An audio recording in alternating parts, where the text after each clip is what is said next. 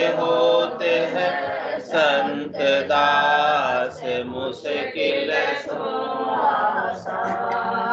भक्ति भक्ति भगवंत गुरु, चतुर नाम वपुए, जिनके पद रज परस नासत विघ्न अनेक, सब धरती कागज करऊं, सब मन कलम कटाय, सात समुद्र शाही करूं, सतगुरु गुण लिख्या न जाए। राम राम राम राम राम।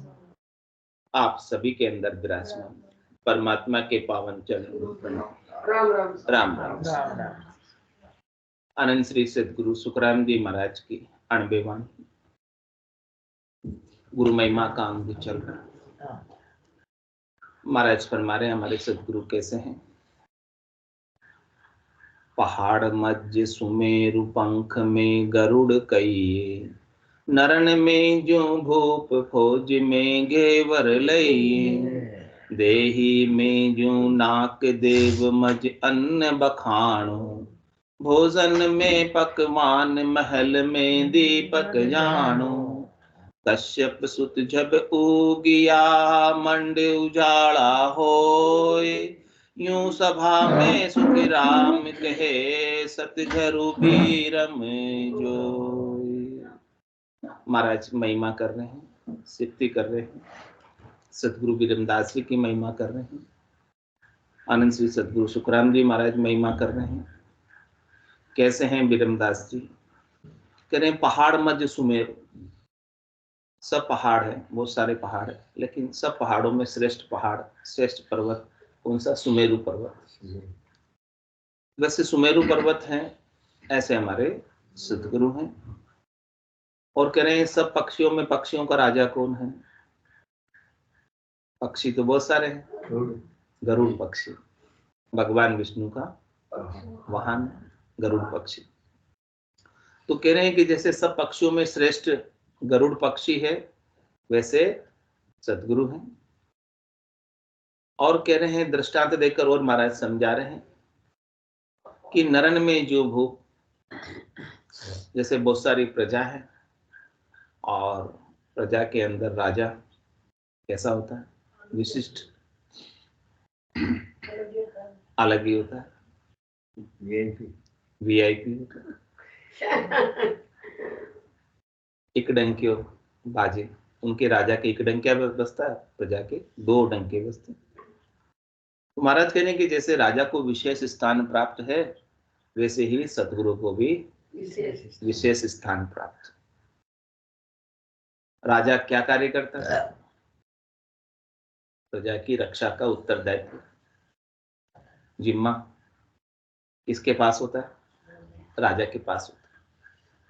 तो इसी प्रकार से महाराज फरमा रहे हैं कि जीवों के उद्धार का, जीवों की रक्षा का कार्य किसके पास है? सतगुरु के पास।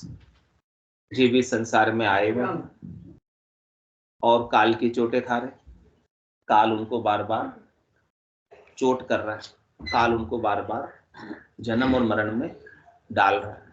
अब जन्म और मरण में डालने से बचाने के लिए, जैसे राजा प्रजा को दुश्मनों से बचाता है, कोई शत्रु देश आक्रमण करता है तो राजा क्या करता है?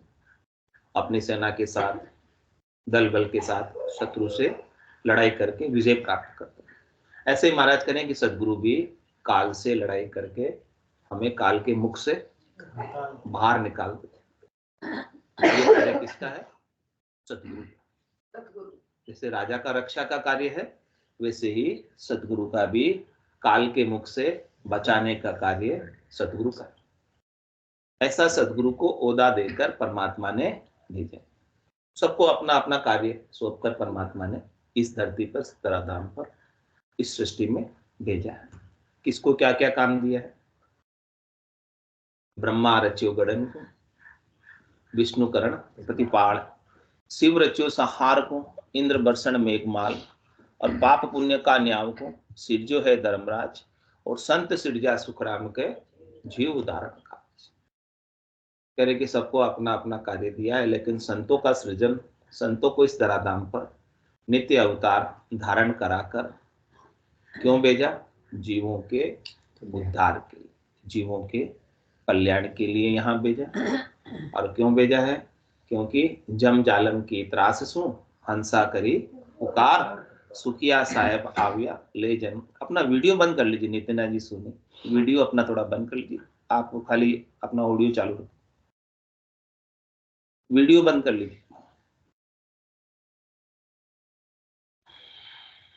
जम जालम की त्रास सु हंसा करी पुकार, सुखिया साहेब आविया ले जन को अवतार। तो सृष्टिकर्ता परमात्मा स्वयं भक्ति करने वाले जन के रूप में इस धराधाम पर नित्य अवतार धरकर अवतरित हुए हैं, और जीवों के उद्धार के लिए। क्योंकि संस्कृति आत्माओं ने सबने पुकार की थी परमात्मा से कि आप आओ और हमें काल के चक्र से बचाओ, काल के जाल से छुड़ाओ। हम सब पक्षी इस काल रूपी बहेलिया के जाल में फंसे हुए हैं, हमको यहाँ से बाहर निकालो, बंधन से मुक्त करो। तो इस प्रकार से, जिस प्रकार से प्रजा के अंदर राजा का ओहदा होता है, वैसे ही सदगुरु का ओहदा है, सदगुरु का कार्य है, सदगुरु की शोभा है, ऐसी महिमा है, सिद्धि है। और कह रहे महाराज आगे और दृष्टांत देकर समझा रहे हैं कि फौज में घेवर लगी। घेवर किसको कहते हैं? घेवर खाने का घेवर का नाम लेते हैं, इनको तो मिठाई याद आ गई शर्मा जी को।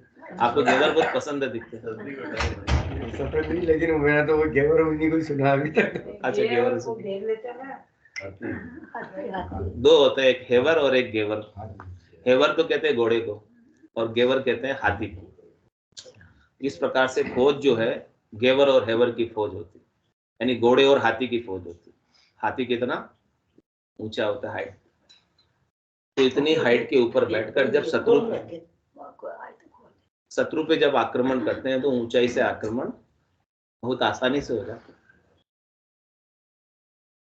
तो जीत जिसके पास हाथी ज्यादा होते हैं, शूरवीरता ज्यादा होती है, उनकी जीत होती है। यानी हाथी का महत्व ज्यादा है फौज के अंदर, इसलिए पहले राजा फौज के अंदर घोड़े भी रखते थे और हाथी भी रखते थे, लेकिन हाथी का महत्व ज्यादा होता था। तो जिस प्रकार से फौज के अंदर हाथी है, उसी प्रकार से हमारे सद्गुरु, उनका महत्व हमको जिताने के लिए, जम से जंग जिताने के लिए, जम से युद्ध हो रहा है, उनसे जीत पाए हम, जम के सिर पर पांव देकर परम पद में जाएं, उसके लिए कौन चाहिए? सद्गुरु रूपी हाथी चाहिए। ऐसे घेवर चाहिए जिसके माध्यम से अपन जम से जीतकर परम पद को प्राप्त करें, काल को जीतकर परम पद को प्राप्त करें, समय को जीतकर समयातीत हो जाए, कालातीत हो जाए, कर्मों से रहित हो जाए, कर्मों का प्रभाव हमारे ऊपर बाद में बात करता हूँ, नहीं बाद रहे। में बात करूँ। और महाराज आगे दृष्टांत देकर सद्गुरु के महत्व को समझा रहे हैं कि देही में जो नाक, अपनी जो देह है, और देह के अंदर किससे पहचान होती है? मुख से। आदमी की पहचान उसके चेहरे से होती, और चेहरे के अंदर भी नाक, नाक नक्स। तो नाक का महत्व कितना है? नाक जो भी आपकी है वो समझो थोड़ी और लंबी हो जाती है, कैसे लगता है? आती जैसी कार्टून बन जाता है। तो नाक का कितना महत्व है अपने चेहरे के ऊपर? नाक नक्शे का कितना महत्व है? तो जिस प्रकार से इस चेहरे के अंदर, इस देही के अंदर नाक का महत्व है, वैसे ही सद्गुरु का महत्व है। और कोई इस शरीर से गलत कार्य कर ले तो क्या कट जाती?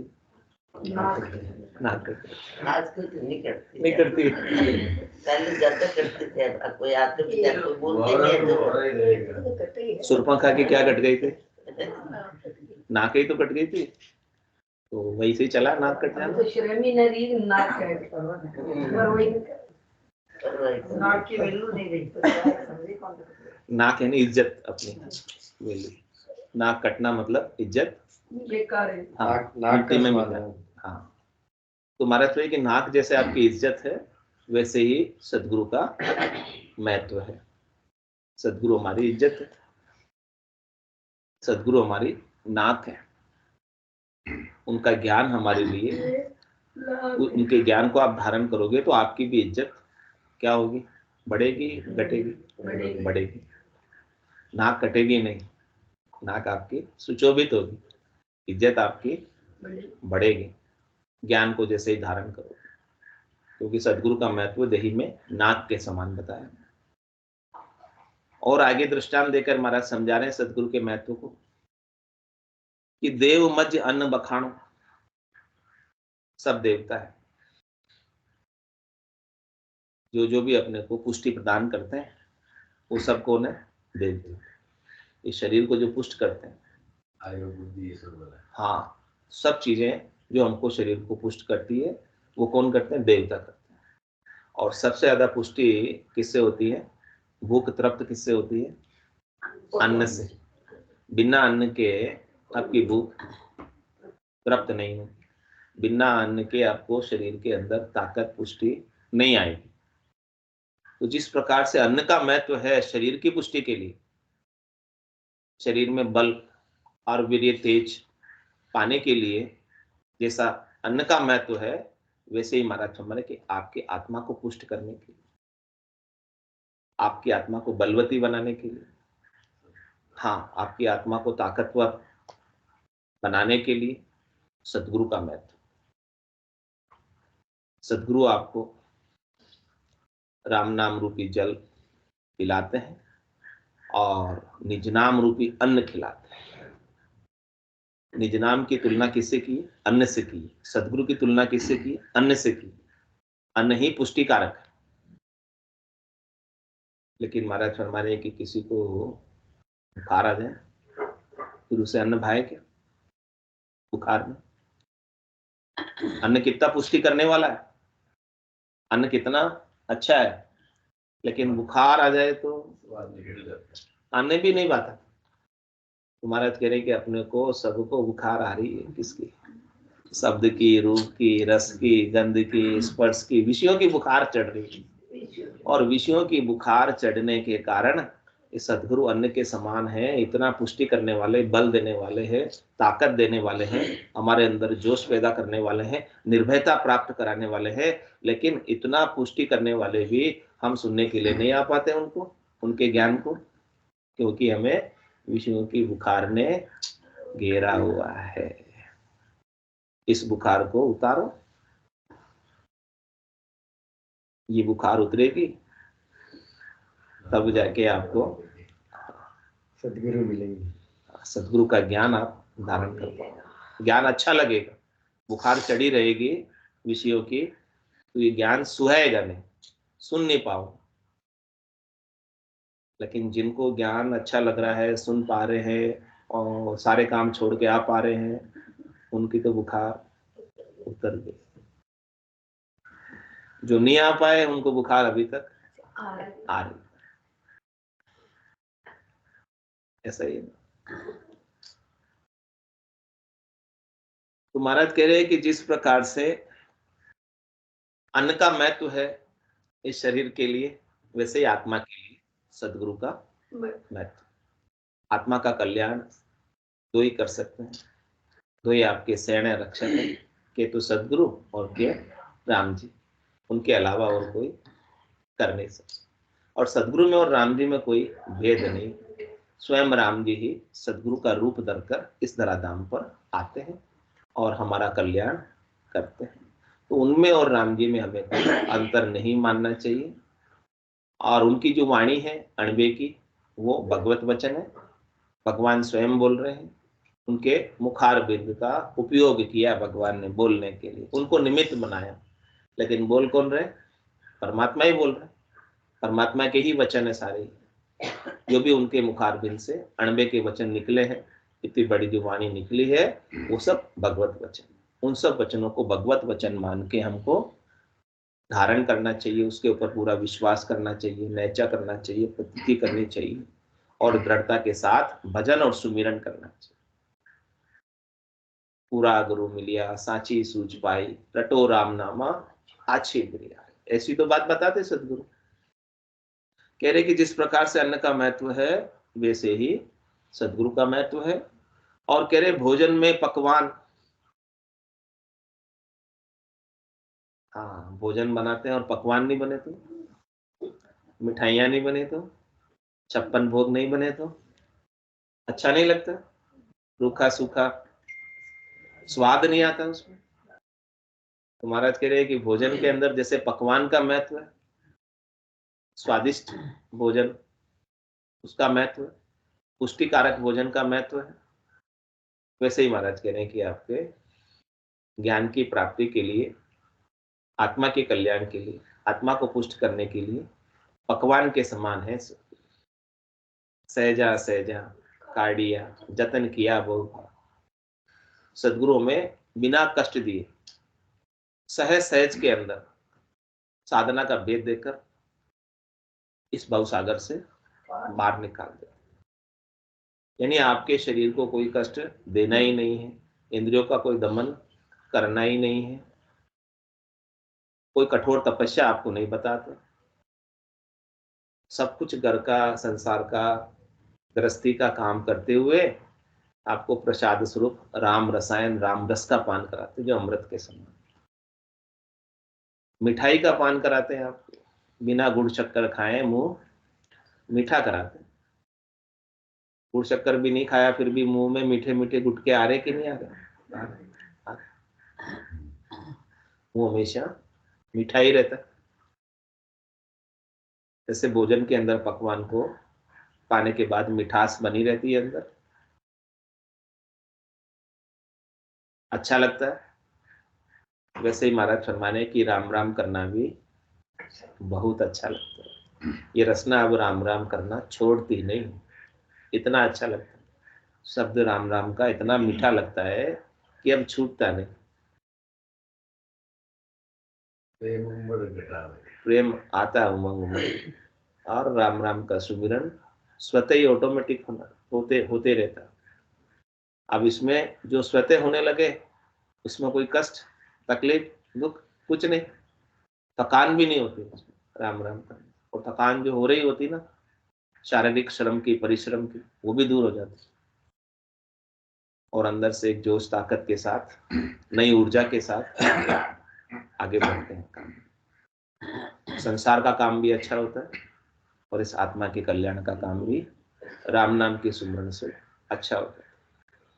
घर में आप रसोई भी बनाते हो तो राम राम करते हुए बनाओगे, तो उसमें राम राम की जो एनर्जी, ऊर्जा है, पॉजिटिविटी है, वो सबके भोजन में आ जाएगी। फिर वो भोजन को जो भी पाएंगे उनके अंदर भी भक्ति उपज जाएगी।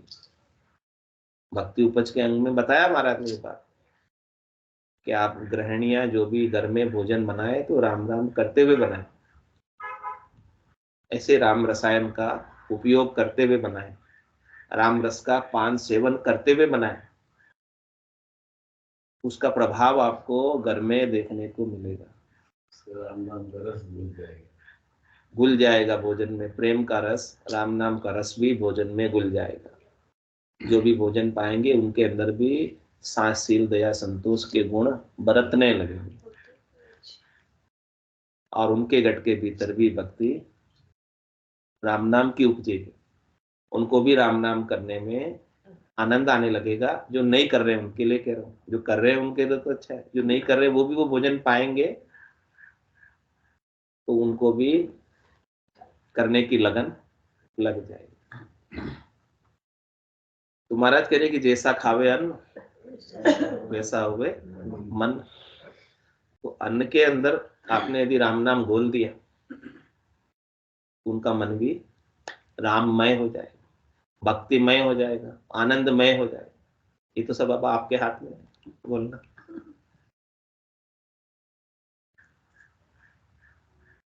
तो कह रहे महाराज भोजन में पकवान, और आगे दृष्टांत देकर समझा रहे, महल में दीपक जानो। महल है, घर है, मंदिर है, बड़े बड़े आलीशान बंगले हैं, लेकिन उसमें लाइट नहीं है, अंधेरा है, क्या कोई चीज दिखेगी, सूझेगा? महल तो बहुत बड़ा बनाया, बंगले तो बहुत बड़े बनाए, लेकिन लाइट नहीं, बस अंधेरा है। अंधेरे में कुछ सूझेगा, कुछ उसका सुख ले पाएंगे, कोई चीज देख पाएंगे? जिस प्रकार से महल में, बंगले में, मंदिर में लाइट का, प्रकाश का, दीपक का महत्व है, वैसे ही महाराज फरमा रहे हैं कि सदगुरु के ज्ञान का महत्व। सदगुरु के ज्ञान का प्रकाश यदि आपके गट के भीतर हो जाए, उजाला हो जाए, तो सब पड़ी हुई चीजें आपको दिखने लगेगी। तन देवल बिच आत्म देवा, निर्गुण भक्ति भजन है बेवा।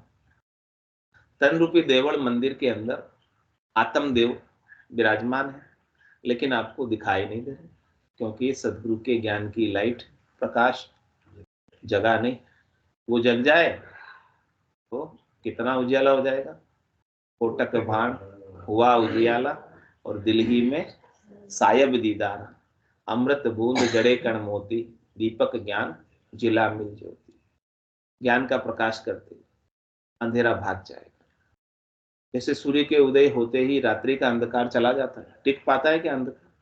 वैसे सदगुरु के ज्ञान का प्रकाश हमारे गट के भीतर होते ही माया, मोह और भ्रम का अंधकार जो हमारे भीतर घर कर रहा है, वो छोड़कर भाग जाए, और सदगुरु के ज्ञान के प्रकाश में आप सब काम आसानी से, सहजता से, कुशलता से करके आप अपनी आत्मा के कल्याण का कार्य कर सकते हैं।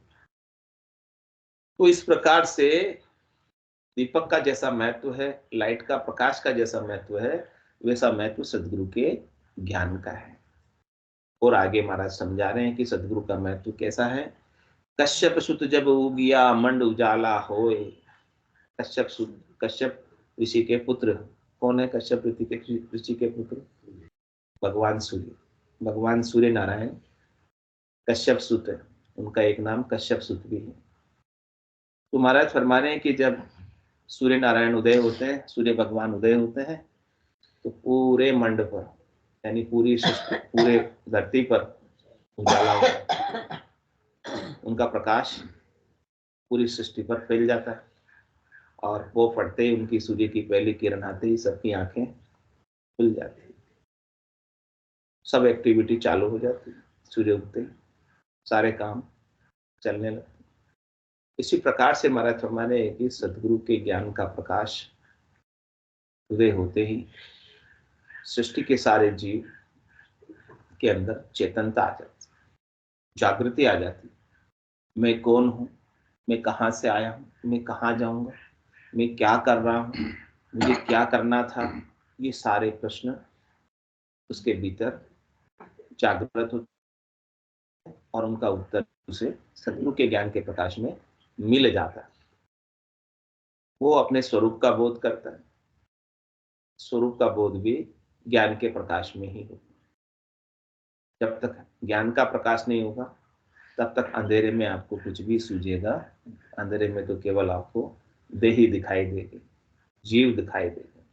शुद्ध स्वरूप जो आत्मा है, चेतनता है आत्मा की, वो दिखाई नहीं देती।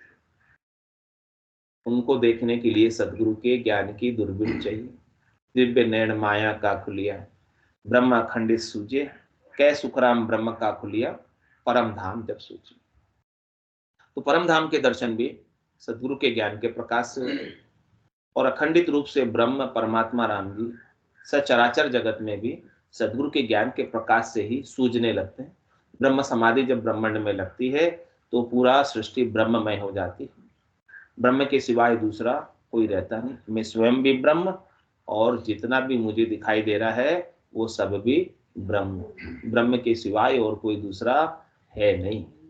कैसो खेल रचियो मेरे दाता, जित देखूं तू ही तू। सब तरफ परमात्मा ही परमात्मा दिखाई देता है। जलबम्ब जलाकार है, देखूं दृष्टि पसार। जिधर भी मैं जल में कोई डुबकी लगा ले और देखे दृष्टि पसार कर, क्या दिखता है? सब तरफ जल ही जल, जल के सिवाय कुछ दिखाई नहीं देता।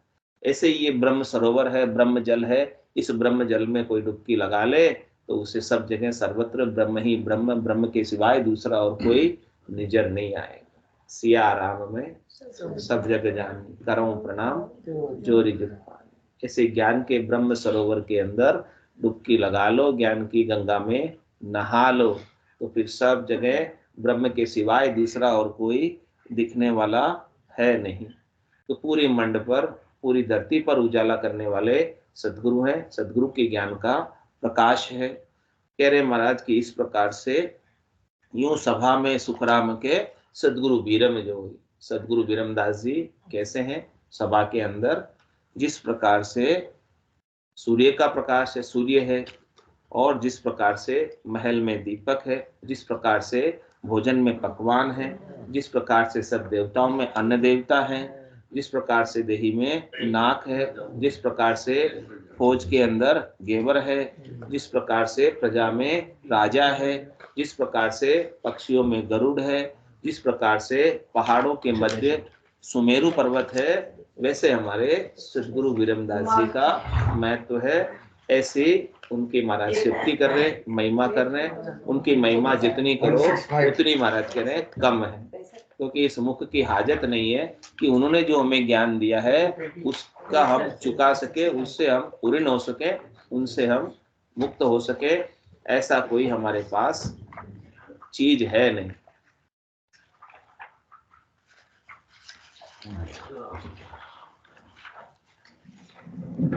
165 हरजस पदरा निशानी 1।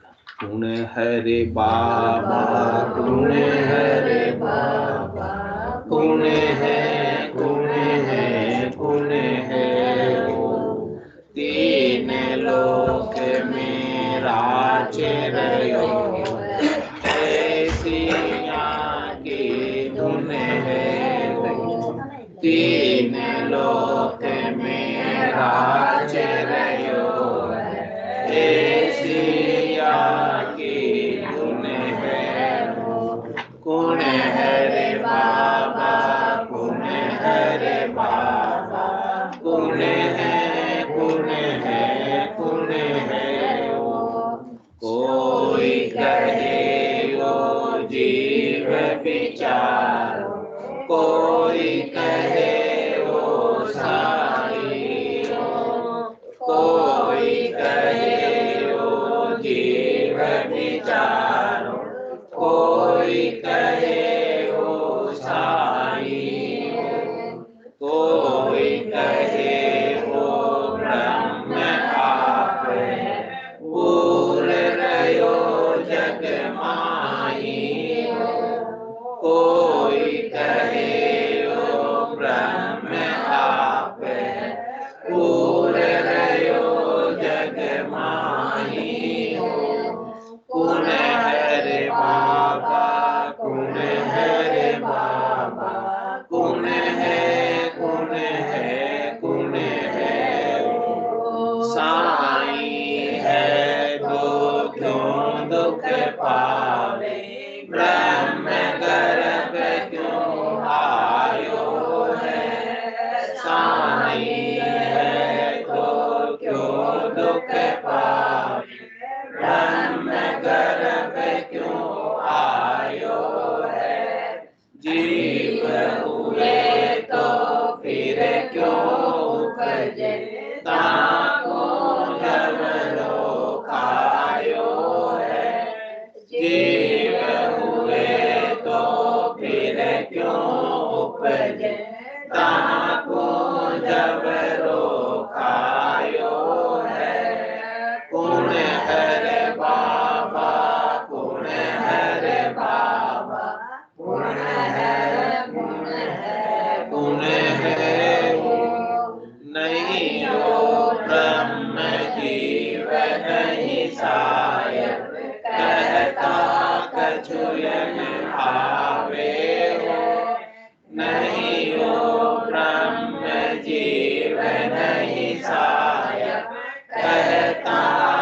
पाचुयन आवे हो, पाचों वास सदा उरया के, भवतायों जुग जावे हो, पाचों वास सदा उरया के, भवतायों जुग जावे हो। कुण हरे बाबा, कुण हरे बाबा, कुण है, कुण है, कुण है हो। ज्ञानी ज्ञानी साध सिधाने, ब्रह्म बहुविध गायो है। ज्ञानी ज्ञानी साध सिधाने, ब्रह्म बहुविध गायो है। अर्जुन व्यास किशन कर्ण मिलिया, कोई अर्थम नहीं आयो है। अर्जुन व्यास किशन कर्ण मिलिया, कोई अर्थम नहीं आयो है। कुण हरे बाबा, कुण हरे बाबा, कुण है, कुण है, कुण है हो।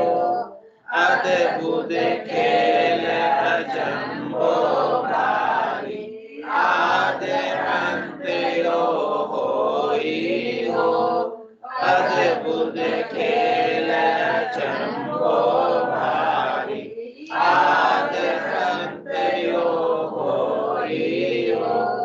समय भाव माया देहधारी, सुख सुख लारे दोई हो। समय भाव माया देहधारी, सुख सुख लारे दोई हो। कुण हरे बाबा, कुण हरे बाबा, कुण है, कुण है, कुण है हो। महारस ज्ञान आनंद पद उपजे, जदयो निर्भय होई हो। महारस ज्ञान आनंद पद उपजे, जदयो निर्भय होई हो। कै सुख राम कटाल आगे, करता लग दुख होई हो। कै सुख राम कटाल आगे, करता लग दुख होई हो। कुण हरे बाबा, कुण हरे बाबा, कुण है, कुण है, कुण है हो। तीन लोक में राचर्यो है, ऐसी वाणी तुम है हो। तीन लोक में राचर्यो है, ऐसी वाणी तुम है हो। कुण हरे बाबा, कुण हरे बाबा, कुण है, कुण है, कुण है हो। बोलो राम सतगुरुदेव जी महाराज ने, धन्य हो, धन्य हो। परम दयाल सतगुरु श्री राम जी महाराज ने, धन्य हो, धन्य हो। अनंत श्री सतगुरु जी महाराज के ज्ञान सतगुरु भगवान ने, धन्य हो, धन्य हो। केवली भगवंता ने, धन्य हो, धन्य हो। जीवा तारण ने, धन्य हो, धन्य हो। मोक्ष के मालिका ने, धन्य हो, धन्य हो। अनंत कोटि संतान ने, धन्य हो, धन्य हो। राम सभा में राम राम राम राम राम राम राम राम राम राम राम राम राम राम राम। सब संतान ने सत्संग राम राम राम राम।